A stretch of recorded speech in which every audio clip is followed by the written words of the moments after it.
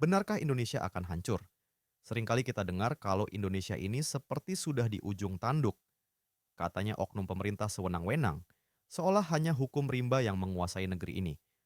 Oleh karena itu temanku bilang gini, "Bro, di sini ekonomi lagi ancur banget gara-gara daya beli masyarakat menurun ya, dan juga pemerintah kita tidak kompeten. Gue baca di medsos banyak yang mau kabur kerja ke luar negeri karena ekonomi di sana lagi susah."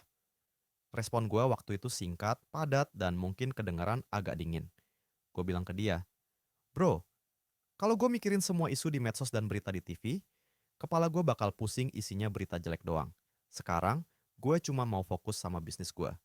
Gue lagi mau save energy, menghemat kapasitas otak gue yang terbatas ini dari hal-hal yang nggak perlu. Mungkin kedengarannya gue minim empati atau apatis. Tapi, jujur, ini adalah habit yang udah gue latih belakangan ini.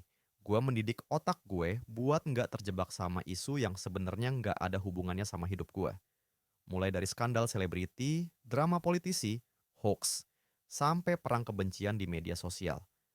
Gue sadar, waktu itu jalan cepet banget. Kita harus nentuin fokus hidup kita sendiri. Jangan sampai kita sibuk menari ngikutin irama gendang yang ditabuh orang lain, sampai kita lupa sama irama hidup kita sendiri. Coba bayangin, kalau setiap hari, gua consume konten medsos yang isinya keluhan soal politik dan ekonomi, kesimpulannya pasti cuma satu. Indonesia penuh masalah, masa depan gelap gulita.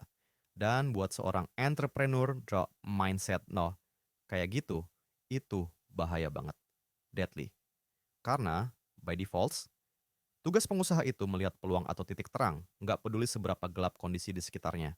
Justru karena gue memfilter semua noise negatif itu, dalam 3 sampai 4 bulan terakhir ini, gue malah berhasil set up beberapa unit bisnis baru.